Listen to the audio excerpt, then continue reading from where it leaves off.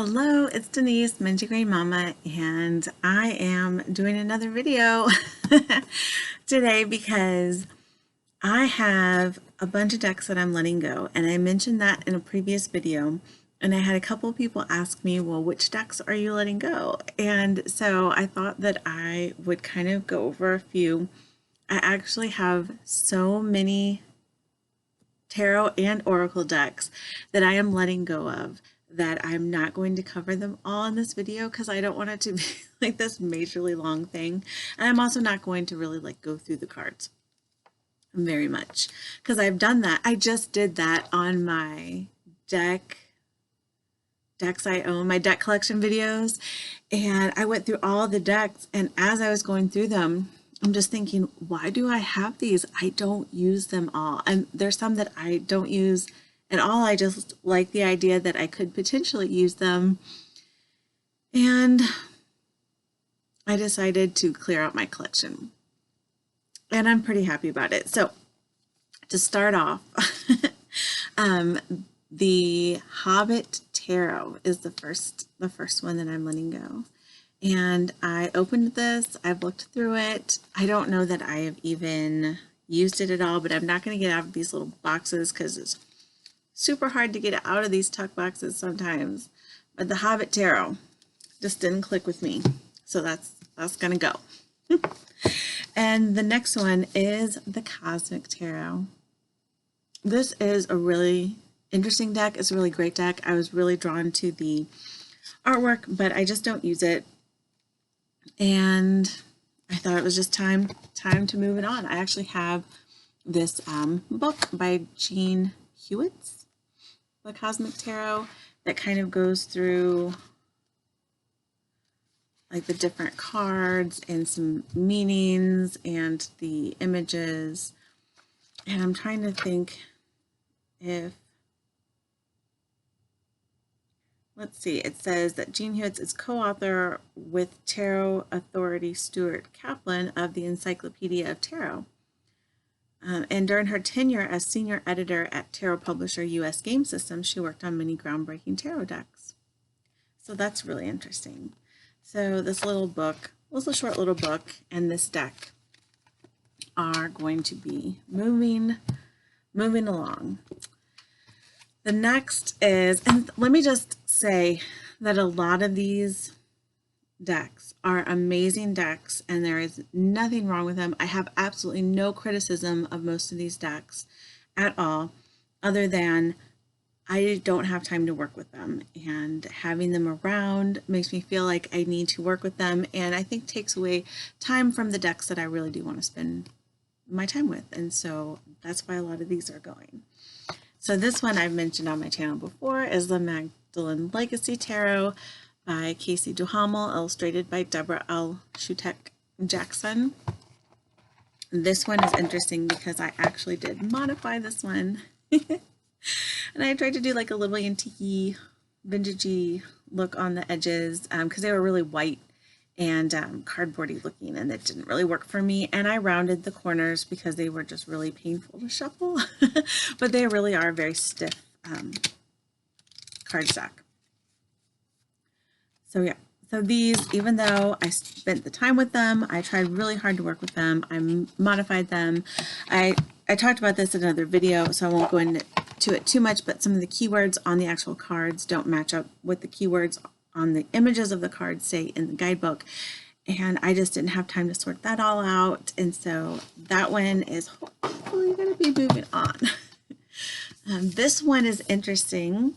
I have never used this one. This potentially could be a super great deck, but I just can't keep everything just in case I use it. I actually have some goals in mind of how much stuff I want to have. I want it to fit on my shelves. I have a lot of shelving and I want everything to fit on there instead of having just like piles and piles. And I had like decks in front of decks, and that's just not for me. So this is the Reincarnation cards, Awakening Far Memory. This is by, who is this by? Okay, hold on a second. Oh, here we go. This is by John M. Knowles, and Linda Leblanc. And so it comes with this really cool little hardback book. I don't think I've marked in it at all. I don't think I've ever really read it. I don't think I've done anything with this except look at the pictures.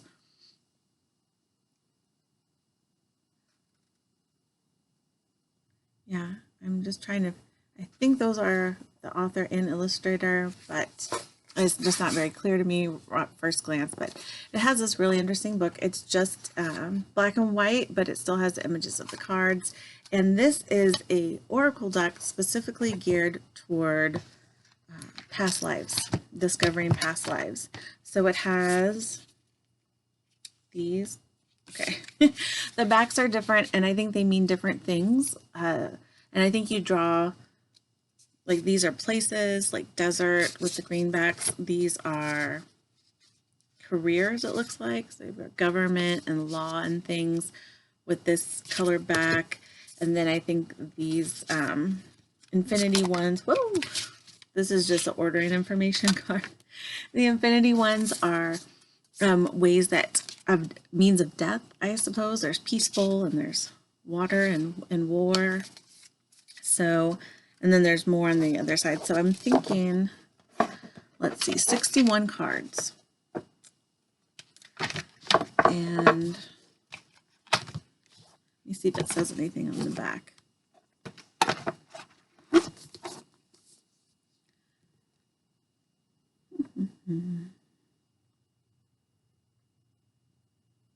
Okay, so designed to evoke intuitive responses, a technique to access forgotten memories of other incarnations, an innovative approach that appeals to all ages. So, yeah, it was a great idea. I wanted to do more like past life work, and I just did never ever use this deck. I don't think I've even shuffled it. So that had to go. Okay, so the next one is the Chronicles of Destiny fortune cards. I tried so hard to use this deck. I actually have several like fortune telling decks. I had the Chronicles of Destiny fortune cards. I consider like Lenormand more of like a fortune telling type of a thing. The playing card oracles are the closest thing that I have that I actually use that's a little bit like that. So I actually read this entire guidebook. Like I said, I read through the whole thing. I don't know that I marked in this at all, but I did read the entire thing, and it is so interesting and it's so beautiful. And I love how all the cards, like the cards in order tell like a story, and I thought that was so amazing. And I used this deck several times. It's got that really pretty gold gilding. I love the illustrations. There's so much to like about this deck. I think it's just really well put together. It's really well done. I love the backs of it even. And I like the idea of the different things combining to get your to get your message. But I just never clicked for me. And I think if I would have just like maybe kept trying at it, like eventually I would have gotten there. But what happened was that I just got frustrated, and I had so many other decks that I put it aside and I never picked it back up. And I just don't think I have time to work with it enough to really get the hang of it. So I'm going to be passing this one along. Chronicles of Destiny fortune cards. Beautiful deck. I love the box and everything. It's just so amazing. So this one really surprised me. I thought for sure this is one I'd be hanging on to forever and ever, and this is Tarot of the Hidden Realm. This is illustration by Julia Jeffrey, and I think the book is by Barbara Moore. And this is amazing. I love the artwork. It's just absolutely beautiful. The coloring is beautiful. I just love the pictures. Oh, that one's kind of weird, but I just love the pictures. But it's just, I don't know. I just never worked with it. I just never used it. I didn't appreciate it, and it just sits there not being appreciated, and it needs some love. And so also my Beautiful Creatures Tarot. This one I've gotten some really good readings from. It has a really interesting book with some really interesting little stories in it that I think were kind of amusing in their, I don't know, they are amusing to me. I find them interesting and amusing, and I liked reading the little stories. They didn't tell me much as far as what I wanted to know from my readings, but the meanings I think were really, really on point in the book. So, and I like the cardstock. I like the purple edges were really great. Mine came, it had some scuffs on the gilding, which was kind of a bummer, but it didn't bother me too much. It's not too bad. And I really liked the artwork, even though it took me a while to get used to like the big-headed girl art. Like it wasn't something, like when I got it, I was trying it out. I was like, I'm going to try this deck out and see if I like it. And then I got some really good readings from it. And the artwork, even though the big headedness and the little girl thing, like it wasn't really my thing when I got it, I came to really appreciate the, this is the artwork by Jasmine Becket-Griffith, and the book was written by J.R. Rivera. I came to really appreciate the artwork, and I really like the vibe of the whole thing. It's kind of like spooky, like spooky children's kind of a thing. So that can be kind of fun. And this is a second edition. And I just, you know, it just was one of those that I used it for a while. I got new decks, I put it aside, and I just never felt called much. I mean, a couple times I would go back and get it out because I remembered having such good readings. But when it came down to it and I was picking out the decks that I was going to keep, basically, what it came down to is I was picking out what decks do I really, really want to keep. And I'm going to keep those. And if I can look at a deck and say, then I'm not going to keep it, because I don't want to keep any decks that for me aren't like, yes, you know, I want to keep those decks that I'm like, yes, I want to work with, not the decks that I'm like, I don't know. So that's how I decided. So this one, I love the colors of this deck. This is the Whispers of Lord Ganesha deck by Angela Hartfield. This box has taken kind of a beating, but still it's such a good box that held on really well. I've used this one a lot, and the colors, this is the back, the colors are just so beautiful. That was one of the things that really drew me to this deck. And the messages are really good too. There's just a lot of really good things about this deck. But I found myself not called to work with this deck. I had it. I worked with it every day for, I want to say like 4 or 5 months. I used this one every day. And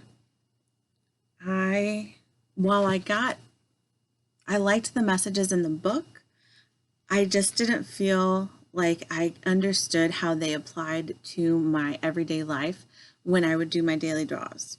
So I thought the little messages in the book were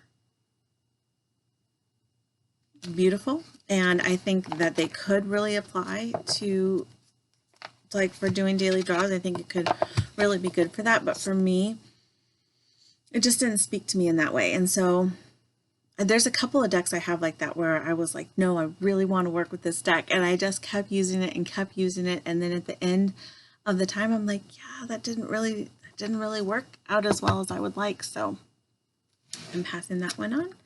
And then I have my Rorig Tarot. This is the Spanish edition. I mentioned in my deck collection video, I wasn't able to find the English one available at a price that I really wanted to pay. I didn't look for that long though, so I got the Spanish edition. The box is falling apart. The box isn't really well put together, and I don't really want to open this right now because I did in my deck collection video, but the card stock is not very great, I don't think. Gosh, now I'm curious. I want to open it. Let's see. Yeah, I don't think it's not too bad, but I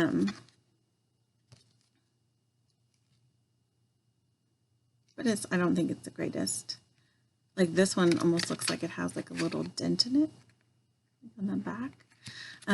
This is with all the titles in Spanish, but that wasn't a very big deal for me when I bought it because I actually have this little guidebook here on the Broberg Tarot book by Blue Star Communications. Oh, goodness, I still have the receipt in there. And so this is in English, and it has all the card meanings, and it has a little bit, see, so it has like about like a page and a half for the majors. Then when you get to the minors, it's just a big picture and like a one or two sentences. And as much as I love, this was one of those decks, I love some of the cards, like love them, love the imagery, it really speaks to me. And other cards, I was like, no, I don't. I don't think so. And so when I was going through my decks, I was just like, no, I'm just, that one I'm going to pass on.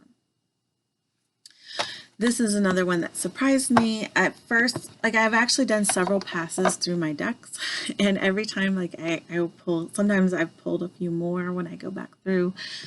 I know that there might be a few of these decks that I regret, but for the most part, I'm feeling better already. I've already, I think, sold like 7-ish or so. So it feels good to pass them on to people that are going to appreciate them.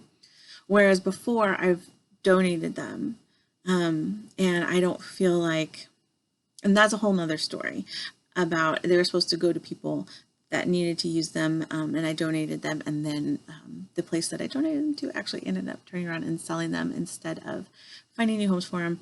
Anyway, long story, so that I was a little bit bitter about that for a while, but these I'm hoping to find good homes for. This is the Sacred Rebels Oracle by Alana Fairchild with artwork by Autumn Sky Morrison. And the artwork is absolutely gorgeous. That is one of the things that drew me into this deck, and I love the meanings. The thing for me about Alana Fairchild's decks is they have a lot of writing, and I feel like a lot of it is very important. I've had several of her decks, and this one I am letting go of. The one that I'm keeping is the Crystal Mandala, I think it's called, Oracle. And that one I actually really want to work with more in depth. But for me, I don't feel like, and that one particularly, the Crystal one, I don't always feel like I can just get an intuitive reading until I've worked with that deck more. But I do want to give that one a try. But this one, I just decided that I'm going to find another home for this one. Legacy of, it's just so gorgeous, like so gorgeous. The word wants to be written, and it's this deck is so powerful, like very powerful, and the messages are really great. It's just when it came down to it, I don't ever use that deck. I did for a couple of months, and then I just moved on. All right, I only have 2 more because this is getting kind of long.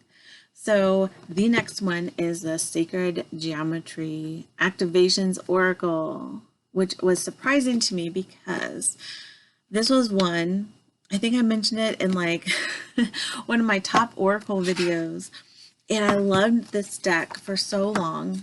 I really did, and it has a lot of this really cool sacred geometry artwork. And it has a lot of good, like it has a little bit of meaning on the card, so I don't always have to get into the guidebook. It has beautiful colors. I love the backs. Cards are pretty, fairly large size. So this was one that I would set up on an altar or somewhere where I would see it every day and kind of, absorb that information in. But I actually have a different deck with sacred geometry that I would like to use, and I've decided I don't need 2 sacred geometry decks, so this one I am going to pass along.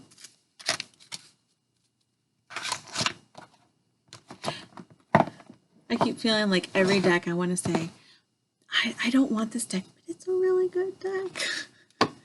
Because there's just, I love so many of these. I just, you know, I thought about this a lot and I've just decided to pass these on. Okay, the last one, Sacred Power Reading Cards by Anna Stark. These are super cool. This is a Rockpool Publishing deck. I love the backs. And I really like the messages in this one. I love the images. Again, it is a very powerful deck. I just feel like there are so many decks that I have that are very powerful, but I don't need to work with like a whole bunch of different powerful decks. But this one is really gorgeous. I love that one with the dolphins. Thought I heard my dog barking. So, oh, this one. This is one of my favorite cards in the entire deck. Intuition. I love that one.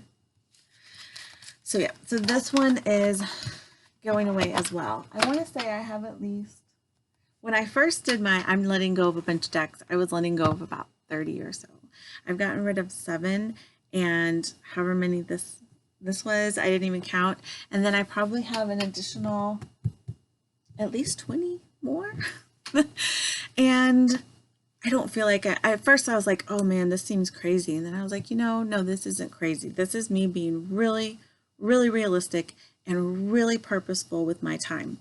There's people out there that have the time and the attention span to work with multiple decks. And that's just not me. And I wanted to be one of those people. I think I just wanted to be a different person for a while. Like I wanted to be a person that had a bunch of decks and used them all. I wanted to be a person that could remember the different meanings behind all the different cards and the different decks, or, you know, for a while I just worked with them intuitively, so that didn't really matter. But now that I'm getting into really diving into the decks and learning about like the history and all the other stuff, like I just don't have time to enjoy all these beautiful decks. So anyway, that is just kind of a response to people have been asking what decks I'm letting go, and so that's just part of it. And if you want to see the rest of them, I'd be happy to do another video because there's definitely more. So I hope you're having a good time wherever you are, and I will talk to you later.